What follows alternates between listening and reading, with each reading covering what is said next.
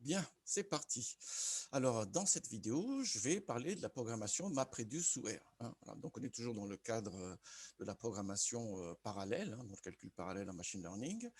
Et dans le cadre de mon cours de programmation R, il y a une séance qui est consacrée au calcul parallèle, à la programmation parallèle, hein. C'est bien un cours de programmation que je fais sous R, hein. C'est pas, j'apprends pas aux étudiants de master, enfin master data science d'utiliser R. S'ils sont master data science, qu'ils savent déjà utiliser R.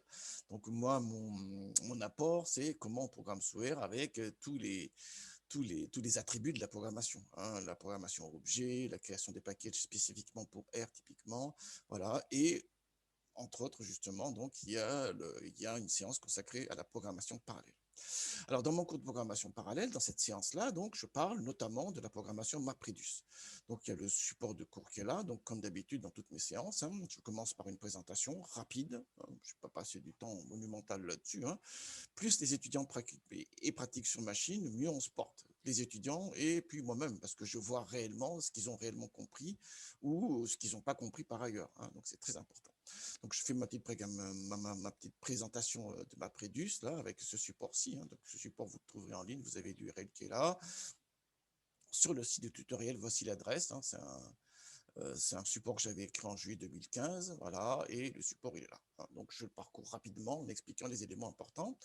Et pour la partie TD, où les étudiants travaillent sur machine, ils ont, entre autres, des tutoriels que j'ai préparés en amont, hein. Donc là, typiquement, il y avait un tutoriel que j'ai préparé février 2015 sur la programmation MapReduce sous R, justement. Voilà, très bien. Donc, généralement, c'est que je ne leur demande pas de refaire le tutoriel, ça n'a absolument aucun intérêt. Donc, l'idée, c'est que je les fais travailler sur autre chose, voilà, et ils ont tous les éléments pour avancer en s'inspirant de ce qu'ils peuvent trouver par ailleurs. J'ai remarqué également que les étudiants fonctionnent beaucoup avec des requêtes Google. Donc, moi, je lui donne des tutoriels déjà, voilà, et s'ils ne trouvent pas dans la réponse d'un tutoriel, parce que je ne donne pas tout, ça ne sert à rien de tout donner, il ne faut pas que ce soit une séance de recopie, voilà, bah, ils vont chercher également, ainsi de suite. Voilà. Alors justement, dans le cadre de ce cours-là, j'utilise la suite R Hadoop de Revolution Analytics. Très bien. Alors, elle a été publiée en 2015, hein, voilà, enfin, la dernière mise à jour date de 2015, voilà. Et voilà. Et le gros intérêt de cet outil-là, c'est qu'il permet justement de fonctionner sous Windows, enfin, parce qu'à l'université, nous sommes sous Windows, hein. Ça aurait été notre système, j'utiliserais notre système, mais à l'université, nous sommes sous Windows, donc je m'y plie. Voilà. Et l'intérêt d'utiliser ces packages-là, justement, notamment le RMR2, c'est qu'il permet de faire de la programmation MapReduce sans avoir à créer donc une machine virtuelle, sans avoir à installer une distribution avec machine virtuelle où on aurait Hadoop installé. Ça, c'est quand même mieux parce que les séances sont comptées, la durée d'une séance est comptée, on fait beaucoup de choses, il faut que j'explique d'abord avant de commencer. Du coup, pour qu'on puisse avancer, voilà, on peut pas, c'est très difficile d'aller demander aux étudiants d'installer, ainsi de suite. Pour telle séance, il faut installer ci, voilà, on perd du temps, on perd du temps. Donc, j'utilise beaucoup ce paquet-ci, voilà, parce qu'il permet justement d'émuler une machine Hadoop en programmant sous R directement, donc localement. Voilà. J'y vois un deuxième avantage également, c'est qu'on peut mettre des primes de contrôle. Voilà, on peut mettre des primes de contrôle dans les fonctions map et dans les fonctions reduce. Si on est vraiment dans un environnement Hadoop, on n'a pas les primes de contrôle, hein. Je ne sais pas où est-ce qu'il envoie, hein. Là, au moins, il envoie dans la console quand on fait des primes de contrôle. Voilà. Très bien. Alors, je dis toujours aux étudiants, si vous voulez utiliser vraiment avec une vraie distribution Hadoop et programmer sur une distribution Hadoop, il y a des machines virtuelles avec des environnements qui permettent de les faire fonctionner. Voilà. Et on peut voir là, typiquement, il y en a un qui a été, on peut le trouver ici, hein, voilà, Presumer of HPC. Voilà. Moi-même, j'en avais écrit un également en avril 2015. C'était le printemps-été 2015 était un moment où je m'intéressais énormément à Hadoop, justement, pour pouvoir l'inclure dans mes cours, hein, à l'époque. Très bien. Voilà, donc là également, je montre comment il faut installer des machines virtuelles, comment, ainsi de suite. C'était VirtualBox et la distribution Cloudera ici, je pense, hein. Voilà, très bien. Voilà. Mais bon, dans mon cours, c'est un cours de programmation et ce que je veux, c'est la programmation parallèle. Donc, c'est pour ça que je ne veux pas qu'on soit perturbé par l'installation d'une machine virtuelle, ainsi de suite. Très bien, d'une VM, ainsi de suite. Et donc, je lance les TD et là, j'entends le fameux «ça marche pas». Ya Tous ceux qui ont enseigné en informatique, dans la salle informatique un beau jour, ont dû entendre ce truc-là. Ce truc-là, ça marche pas, hein, ça marche pas.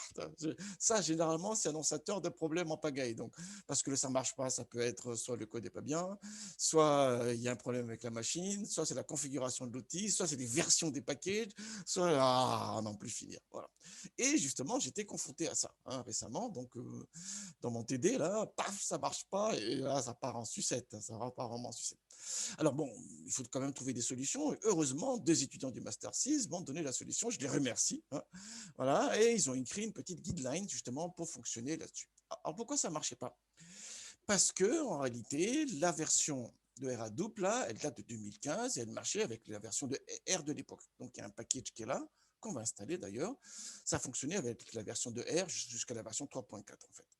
Et R évolue, le package, lui, il n'a pas évolué, il n'a pas évolué le package, il s'est resté bloqué à 2015. En revanche, R a évolué depuis 2015 et il y a des optimisations qui ont été mises en place qui fait que les packages ne fonctionnent plus. Voilà. Alors, ça fonctionnait encore à peu près plus ou moins, mais dernièrement, ça ne fonctionne plus. Voilà. Très bien. Alors, il y a différentes solutions possibles dans ce cas-là. Soit on essaie de recompiler le package, mais ça veut dire qu'il faut aussi recompiler les dépendances, on ne s'en sort pas. On ne s'en sort pas. Et donc, la solution qu'ont mis en place les étudiants, que m'ont suggéré les étudiants, c'est tout simplement de downgrader la version de R qui est utilisée sous RStudio. À partir de là, on doit fonctionner sans problème. Parce qu'on revient dans un environnement de travail qui est compatible avec le package. C'est ça l'idée, en fait, sans avoir à modifier le package. Ça, c'est pas mal. Ça, c'est pas mal. Très bien. Donc, je remercie encore une fois les 2 étudiants qui m'ont donné les pistes. Voilà. Et il y a la feuille de route qui est là. Voilà. C'est ce qu'on va essayer de mettre en place. Donc là, on est le 11 mai, là. On est le 11 mai 2021. Et quand j'ai R, je vais lancer R, là. Dans mon R à moi, je l'ouvre sur l'autre fenêtre, bien sûr. Paf, donc je vais le mettre ici. Voilà, dans mon R à moi, pour l'instant. Donc la version de RStudio, là, tac, tac, tac, elle est où? About Air Studio, c'est la 1.4.11, mais en 1106, bon, à la limite, c'est pas un problème. Le plus important, c'est que la version que j'ai là, c'est la 4.05, c'est la dernière, 31 mars 2021. Très bien. Et donc, si je vais récupérer ce fameux package RMR là, voilà, et que je cherche à l'installer, paf, ça va pas marcher. Quand vous allez lancer le programme, là, il va vous dire non, ça ne marche pas, c'est pas compatible, ainsi de suite. Et c'est là qu'on se perd en conjecture, on se dit oh là là, on essaie de traficoter et tout ça. Et donc, la bonne solution, en fait, c'est de revenir sur une version ancienne de R et d'installer donc les packages voilà, qui sont compatibles avec cette version ancienne. Et du coup, on aura aussi cette version de RMR2 qui va fonctionner et on pourra faire la programmation MapReduce. C'est ça l'idée. Donc, c'est le but de cette vidéo. Comme ça, au prochain TD, voilà, j'aurais plus à entendre le fameux ça marche pas, parce que c'est ça l'histoire là. C'est tout simplement, avant même de commencer le TD, je vous donnerai voilà ce qu'il faut faire avec cette vidéo-ci. Il suffit de suivre la vidéo tout simplement. Vous suivez la vidéo et comme ça, vous êtes tranquille et vous avez l'environnement et on pourra faire les exercices sur la programmation MapReduce. Voilà. Je vais essayer d'étendre un peu quand même les exercices là, parce que oui, MapReduce, mais bon, Hadoop, ainsi de suite. Voilà, je ne dis pas plus que ça. Enfin bref, Hadoop, c'est plus vraiment la panacée aujourd'hui, si je résume l'histoire. Donc c'est très bien quand même de connaître le MapReduce, mais il y a d'autres outils qu'on peut utiliser. Voilà. Et justement, je vais essayer d'appuyer un peu sur ces autres outils-là. C'est ça l'idée. Je ne dis pas de... Voilà, parce qu'on va me dire, oh là, Rico a dit qu'Hadoop ne sert à rien et qu'on oublie et tout ça. Ce n'est pas ce que j'ai dit. C'est pas ce que je dis. Tout simplement, il y a d'autres solutions possibles. Très bien, notamment les solutions cloud, ainsi de suite. Voilà. Mais ça, on verra ensemble. Bien, bien, bien. Donc, l'idée, c'est quoi? C'est que à ce stade-là, vous avez lancé R et RStudio, et vous avez vu que le moteur, l'interpréteur R qui est utilisé, c'est la version 4.05. Alors, je ne sais pas ce qu'il y aura dans la salle info, voilà, mais clairement, ce n'est pas le bon moteur qu'on pourra utiliser qu'on pourra donc mettre à contribution pour pouvoir utiliser ce package-là, qui est sur Hadoop de Révolution Analytics. Donc, l'idée, c'est qu'on va revenir sur une version de R qui correspond à la version de ce package. C'est ça l'idée. Allons-y alors. Très bien. Alors, je vais lancer une deuxième version de Google Chrome, là. Voilà, parce qu'on va suivre pas à pas. Alors déjà, il nous dit qu'il faut fermer RStudio. Voilà, je ferme RStudio. Paf. Très bien. Et donc, il faut installer une version de R qui est plus ancienne, qui correspond à la version de R Hadoop. OK. Et la version conseillée, c'est la 3.4.4 qu'on peut accéder sur un site qui est ici. Cran R, Project R, ainsi de suite, hein. Là où on a la liste donc de toutes les versions de R. Très bien, hein. On me dit ce qu'il faut faire, hein. Donc voilà, Previews Release of R for Windows. Voilà. Et je prends une version, la 3.4.4. Voilà, qui est en fait, à partir de la 3.5, il y a des vraies modifications dans le moteur de R. C'est peut-être pour ça que ça ne marche plus en réalité. Donc, on va revenir à une version ancienne, tout simplement. Donc, je reviens à la 3.4.4, donc je clique dessus et je la télécharge. Voilà. Et je vais la mettre dans téléchargement. Voilà. Paf. Très bien. Donc, il est en train de charger là. Il n'y a pas de souci. Donc, nous, on suit ça sans aucun problème. Une fois qu'on a chargé ça, il faut aussi qu'on charge donc l'utilitaire RTools qui permet de compiler à la volée les packages. Voilà, hein, parce qu'on va charger de nouveaux packages. Certains vont nécessiter une recompilation et donc il faut qu'on ait la version de RTools correspondante. Allons-y, donc RTools, on va la récupérer là. Et on a ici, donc c'est un outil qui permet de compiler les packages et aussi de compiler R lui-même jusqu'à la version 1.9.0. OK. Donc, on nous dit, merci encore aux deux étudiants, hein. Enfin, je ne sais pas comment ils ont fait pour trouver ça, hein, en une dizaine de minutes. Voilà, on prend la version RTools 3.5. Paf, voilà, je la charge.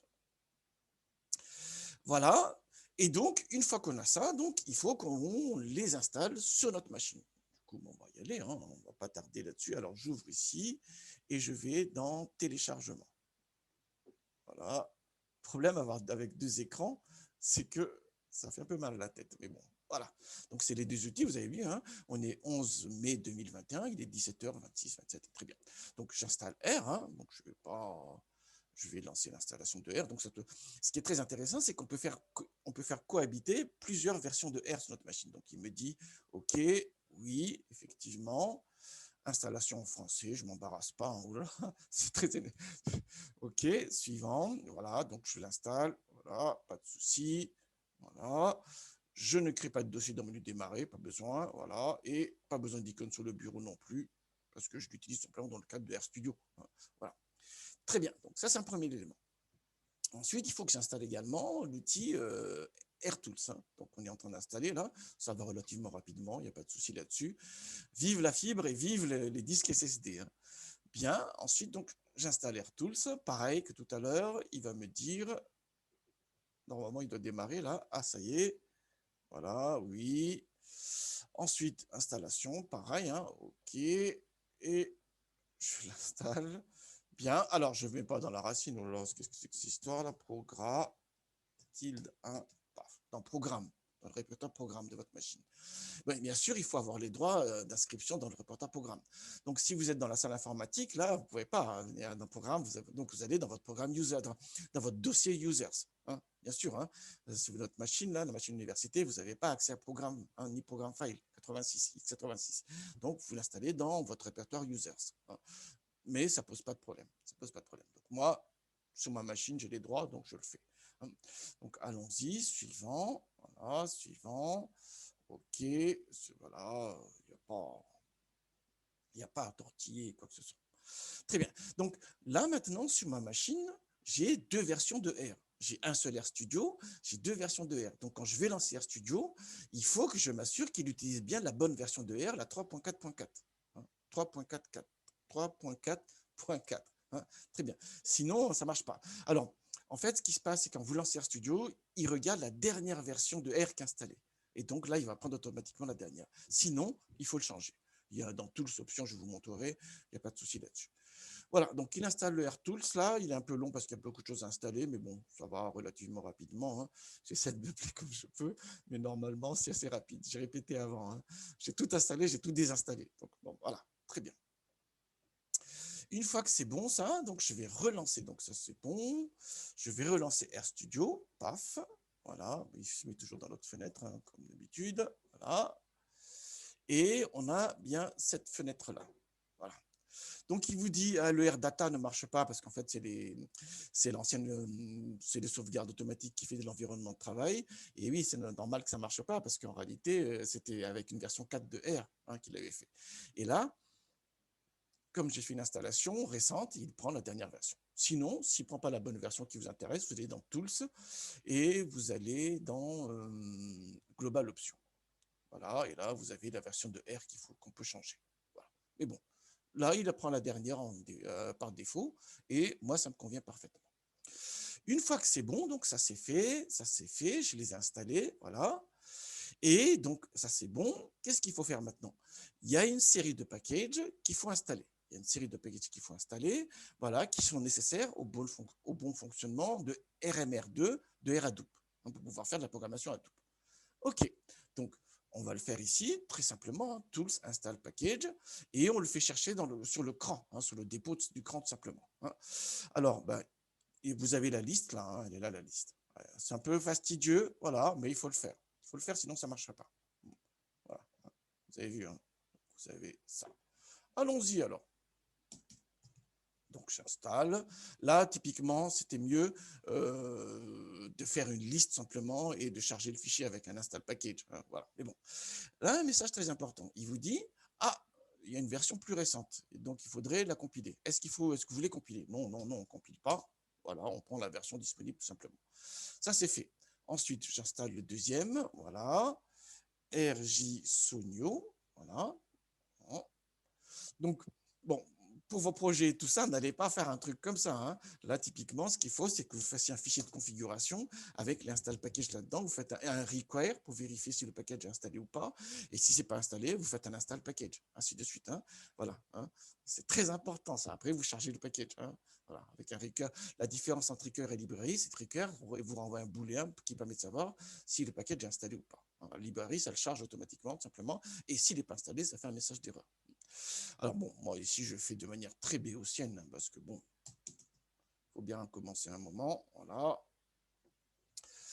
Très bien, donc il est en train d'installer là, très bien, donc ça c'est fait. Ensuite, j'installe Digest. Voilà, paf. Fonctionnal, ainsi de suite, voilà. Je recompile pas, voilà. J'installe justement pour pouvoir répondre à ça. C'est pour ça que j'installe pas à pas. J'avais fait fonctionnal, c'était fait, hein, c'était ça, j'ai oublié du coup. Qu'est-ce que j'ai fait? Voilà, donc fonctionnal. Voilà. Ensuite, hop là, string R. Voilà, hop là. Ensuite, clear, et il restera un dernier après. Voilà. Tac. Pas besoin de recompilation. Paf. Voilà. Ensuite, bitops et ReShape 2. Alors, ça dépend de la configuration de votre machine, mais bon, s'il y a des paquets déjà installés, il y en a certains, peut-être qu'il faudra les sauter. Mais bon, là, j'en doute fort, parce qu'on a installé une nouvelle version de R, tous les packages, il n'y a que le package minimum, il y a les packages par défaut qui sont installés. Donc là, je pense qu'il faut faire la liste. Là. Mais bon, elle n'est pas non plus, c'est pas rédhibitoire pour autant. Hein. Donc, voilà. Très bien, donc ça, c'est fait. Voilà, pas de recompilation. OK, donc j'en suis à cette étape-là. OK. Maintenant, donc, il y a un package supplémentaire qu'il faut utiliser, c'est CA-Tools. Voilà. OK. Alors celui-là, il n'est pas disponible en fait, avec les outils ici, donc il faut qu'on le récupère automatiquement en ligne. Voilà, il faut qu'on le récupère manuellement plutôt en ligne, voilà, et qu'on l'installe manuellement ici dans RStudio. Donc allons-y, hein. Donc je reviens ici et je vais sur le dossier de CA-Tools. Hein. Donc on est, voilà, vous avez l'URL qui est là, hein, contrib archib CA-Tools, et il faut prendre la version 1.7.11. Je ne sais pas comment ils ont fait pour trouver ça. Voilà, ils sont dans téléchargement ici. Voilà, ça y est, c'est installé. Hein. Donc, comme c'est installé dans téléchargement, je reviens dans RStudio et je vais dans Tools, Install Package, et je ne vais pas le chercher sur le dépôt du CRAN, je vais le chercher dans les fichiers installés, dans téléchargement, il est là. Vous êtes d'accord là-dessus, hein? Donc, il faut le récupérer manuellement, ce package-là, et ensuite, voilà, vous l'installez manuellement avec un fichier archive ici. Install. Très bien. Donc c'est là, à mon avis, qu'il a besoin de RTools. Hein. Vous avez vu, hein, il met à contribution RTools pour les aider. Voilà. Donc ça, c'est fait. Ça, c'est fait. Qu'est-ce qui me reste maintenant? Il faut que je récupère aussi manuellement le package RMR2, hein, qui permet de faire de la programmation MapReduce, donc localement. C'est ce que je vais faire ici. Hein. Donc, je reviens, il était là, je vais sur RMR2, voilà, installe, donc je suis sur le site de Revolution Analytics, là, hein, installe, voilà, et RMR2, download RMR2, voilà, je prends la version pour Windows. Si vous n'êtes pas sous Windows, vous prenez une autre version, hein, compatible Linux. Hein, moi, je prends la RMR 3.3, voilà. Vous avez le nom du fichier qui apparaît en bas, là, vous avez vu, hein, RMR2.3, RMR2 underscore 3.3.1. Je le récupère aussi, dans téléchargement toujours, voilà, c'est fait. Une fois que c'est fait, je reviens dans RStudio et je fais Tools, Install Package, voilà, RMR. Voilà, manuellement toujours, via un fichier archive, hein, voilà, installe, et c'est nickel. Ça y est, ça y est. Donc là, maintenant, si vous avez suivi ces étapes-là, je n'ai plus à entendre le fameux « ça marche pas », normalement, hein, normalement. Alors justement, pour tester notre affaire, là, j'ai écrit un petit programme. Qu'est-ce que j'ai fait? J'ai repris l'exemple de Dask. Il y a 3 vidéos auparavant, j'avais fait un exemple de programmation parallèle sous Dask, où je disais que l'idée, c'est de décomposer les données pour pouvoir donc bénéficier de la programmation parallèle. Ben, l'idée, en fait, cette idée-là, c'est exactement ce qu'on peut voir dans la programmation MapReduce, justement. Alors, qu'est-ce que j'ai fait ici? Voilà, bon, je vais l'ouvrir tout simplement. Hein. File, open file, je vais sur le bureau et je prends des mots. Voilà. Alors, c'est un exemple qu'on connaît. Hein. Qu'est-ce qui se passe? J'ai un vecteur de données, je veux calculer le minimum dessus. Voilà. Et donc, je peux calculer le minimum donc globalement sur les données, ou bien, ce que je peux faire, c'est que le vecteur de données, je vais le découper en tranches, et je calcule le minimum de chaque tranche, et ensuite, je fais le minimum des minimums, et j'ai le minimum global. C'est ça l'idée. C'est exactement ce qu'on a standard. Sauf que pour ça, on utilise le principe de MapReduce. Donc, toujours, il y a une idée de comment décomposer les données, voilà, et ensuite, comment faire les calculs et comment consolider les résultats intermédiaires. C'est toujours ça, c'est toujours ça. Hein. Donc, ces questions-là, il faut toujours se les poser dans cet ordre-là. Voilà. Dans MapReduce, c'est le rôle de la fonction map, justement, de décomposer les données en utilisant le principe de clé-valeur. C'est exactement ce que j'écris dans mon cours, hein, donc je ne vais pas refaire le cours, là, puisque je vais le faire devant vous. Hein, donc je ne vais pas refaire le cours. Hein. Voilà, c'est le rôle du map, ça. Ensuite, dans la partie Reduce, qu'est-ce qui se passe? Je fais des calculs sur chaque portion des données, et à la sortie du Reduce, des Reduce, à ce moment-là, je récupère les résultats. Et je fais le calcul pour avoir le résultat global. Très bien. Alors, sous R, qu'est-ce qui se passe donc? Je vide la mémoire, hein, c'est devenu, voilà. Et maintenant que je l'ai installé, je peux faire appel à la librairie, donc RMR2. Voilà, très bien. Très bien, sauf que là, pour l'instant, il ne sait pas si je fais un fonctionnement local sur mon machine ou bien je suis vraiment dans un vrai environnement Hadoop. Hein. Dans le vrai environnement Hadoop, j'ai fait un tutoriel là-dessus. Hein. Il est là. Hein. Donc, il faut installer les machines virtuelles, ainsi de suite, mais c'est possible du coup. Moi, en TD, je veux pas, parce que je veux pas qu'on perde du temps à installer des machines virtuelles et tout ça. Mon objectif, c'est un cours de programmation, hein, donc je veux qu'on soit focus sur la programmation. Donc, c'est pour ça qu'il y a l'option qui est très importante. Généralement, c'est là aussi que vous oubliez, vous dites ça marche pas. Il y a une option très importante, c'est que, hop là, je lui dis, attention, on va faire un fonctionnement local. On va émuler un fonctionnement Hadoop en local. Voilà, très bien. Donc, il n'y a rien installé. Hein, mais, enfin, en tout cas, il n'y a pas de machine virtuelle installée. On est bien sous Windows ici, voilà, sans problème. Alors, je vais expliquer ça en cours, donc je ne vais pas trop m'attarder là-dessus. Hein, mais il y a la fonction map qui est là. Qu'est-ce qu'il fait, en fait? C'est qu'il récupère le vecteur de données. Il n'y a pas de clé ici pour l'instant. Voilà, il récupère. Là, c'est la longueur. Ensuite, il va créer une clé où, en fait, c'est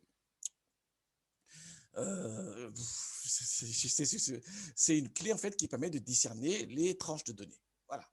Une fois que c'est fait ça, je fais une sortie qui est une composition en clé-valeur de la clé qui permet de définir les blocs, voilà, et les données. Et donc, c'est ce qui est renvoyé ici.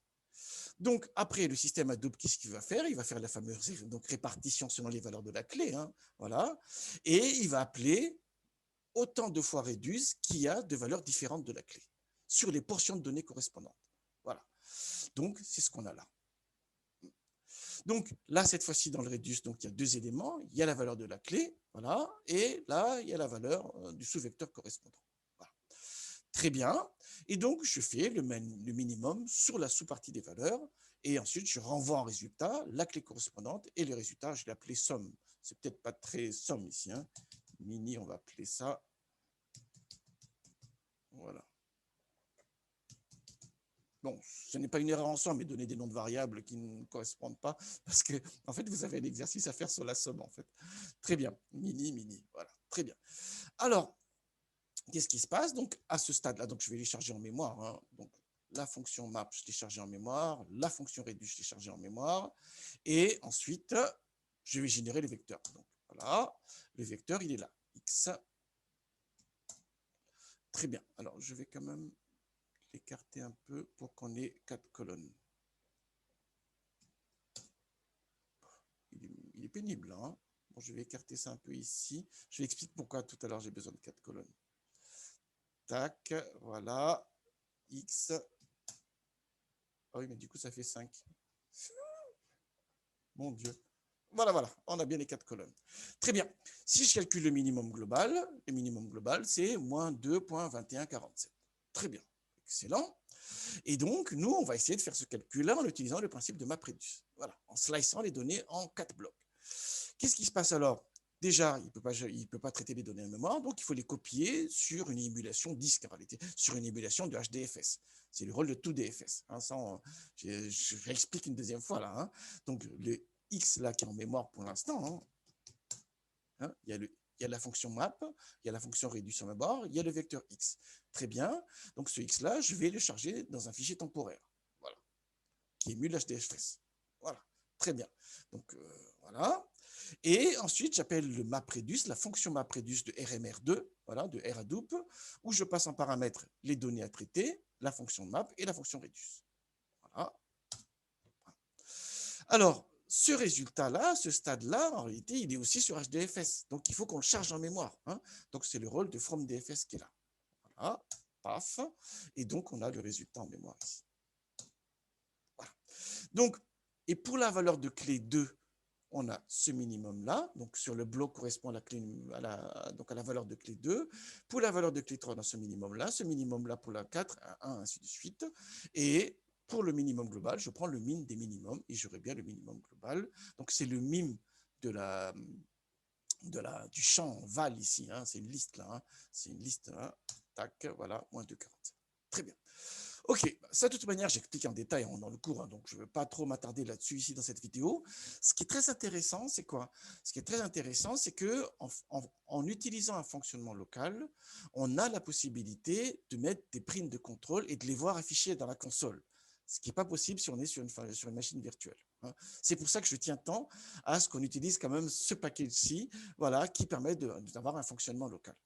Très bien. Alors, regardez.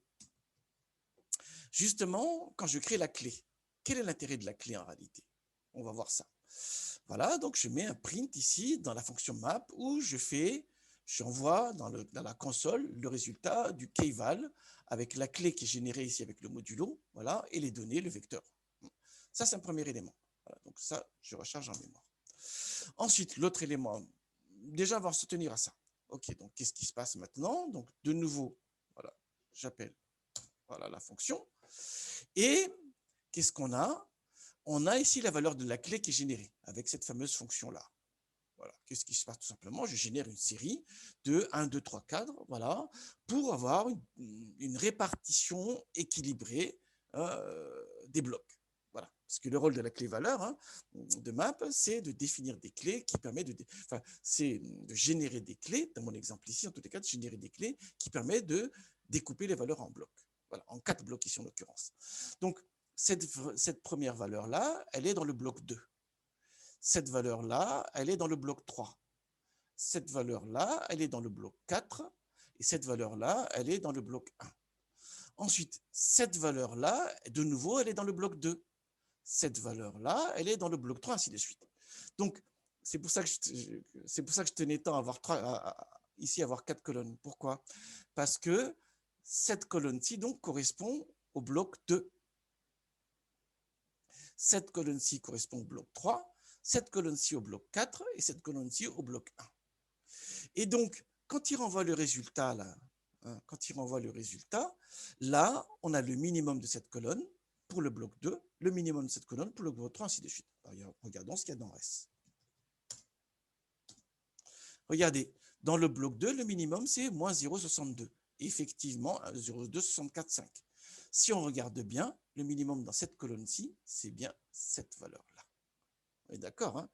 Donc, le gros intérêt de la clé valeur, c'est qu'on définit les blocs sans avoir à découper nous-mêmes les données. On définit les clés qui permettra au système Hadoop de découper les données. C'est ça, hein, on ne découpe pas les données de manière explicite, on définit des clés qui permettent au système de découper les données par la suite et de les envoyer au Redus. Voilà. Ensuite, voilà, le minimum dans cette colonne-ci, voilà, c'est moins 2.214, elle est bien là. Voilà, le minimum, il est bien là. Dans cette colonne qui est le bloc numéro 4, vous avez vu, hein, le bloc numéro 4, il est là. Le minimum, c'est moins 0, voilà, il est bien là. On est d'accord, hein? Et enfin, dans le bloc 1, le minimum, c'est moins 0, machin, il est bien là. Et le minimum de ces minimums-là, c'est bien, hein, c'est bien ce qu'on a vu ici, hein, c'est moins de 1, c'est bien celui-là. Voilà ce que j'avais à dire là-dessus. Alors, j'ai mis un print de contrôle sur le map. Voyons, un print de contrôle maintenant sur Redus. Dans le Redus, qu'est-ce qui se passe? Dans le Redus, donc, il y a combien d'appels de Redus? Il y en a 4. Pourquoi? Parce que j'ai 4 valeurs différentes des clés. Si on fait ici un unique de ce vecteur-là, il y a bien la valeur 1, 2, 3 et 4. Voilà. Donc le Redus va être appelé 4 fois. Et pour chaque valeur de Redus, on aura le sous-vecteur correspondant pour bloc 2, 3, ainsi de suite. Bah, vérifions. Print K, voilà, et print de V. Donc là, dans Map, j'ai désactivé le print. Hein. Dans le Redus, cette fois-ci, à chaque fois qu'il appelle Redus, je lui fais afficher la valeur de la clé correspondante et le sous-vecteur de données correspondant qui a été découpé par le système. Voilà. Très bien, donc je recharge le map ici, je recharge le Redus ici, voilà, et je fais rappel à map Redus. Alors, bah là, pour le coup, il y a 5 valeurs. Donc, tac, tac, tac. Oui. Attendez, je vais faire 2 choses en fait. Dire que je vais d'abord afficher. Qu'est-ce que je vais afficher? Ah, il est clé, elle est là. Oh, on ne le voit pas, on ne le voit pas. Bah, je vais remettre le print ici parce que sinon, vous ne voyez pas les choses. Tac. Voilà, j'ai remis le print dans le map, voilà, pour qu'on ait cette correspondance-là. Et je refais appel. Donc, le premier print qui est là, c'est le print du map. Voilà, très bien, ce que j'ai montré tout à l'heure, où j'ai défini un vecteur de clé qui va permettre au système de découper les données. Donc ça, c'est le sous-vecteur pour la clé numéro 2, la clé de valeur 2. Ensuite, ça est sous-vecteur pour la clé de valeur 3, ainsi de suite. Très bien. Ensuite, là, c'est les appels de Redus. Il appelle le Redus plusieurs fois, du coup. Il l'appelle 4 fois. Donc ça, c'est le premier appel de Redus avec la valeur de clé 2. Et on voit bien que on a bien ces sous-vecteurs-là, ici. Là, ce qu'on a là, c'est bien ces valeurs qui sont là. Ensuite, il appelle Redus une deuxième fois. Voilà, je vais mettre un print, on est dans Redus.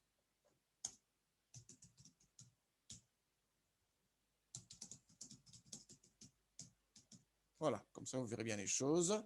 Je recharge en mémoire et je fais ma Redus. Voilà, donc là, on est dans Redus, il y a bien 4 fois, parce qu'il a appelé le Redus 4 fois. Quand la clé prend la valeur 2, voilà le sous-vecteur qu'il a traité, c'est bien cette colonne-là, on est bien d'accord. Hein. Ça, c'est le print du map, on est d'accord, hein, ce qu'il y a au-dessus ici. Quand on est une deuxième fois dans Redus, c'est pour la clé numéro 3, voilà le sous-vecteur correspondant, et c'est bien cette colonne-ci. Quand on est pour la valeur 4 du map, de la clé, voilà le sous-vecteur correspondant. Et quand on est la valeur 1 de la clé, voilà le sous-vecteur correspondant, et c'est bien cette colonne-ci. Très bien. Donc, c'est ce qu'on fera ensemble. On fera plus d'exercices. On fera plus d'exercices, plus détaillés que cela, voilà, qui vous permettra de voir différents aspects de la programmation MapReduce. Mais le vrai message de cette vidéo, c'est comment configurer les machines de la salle là, pour que vous puissiez traiter les exercices en utilisant cette émulation de fonctionnement Hadoop sur la machine locale et justement de pouvoir insérer les fameux prints de contrôle qui nous permettra de suivre pas à pas l'exécution du calcul. Allez, Excellent travail à tous.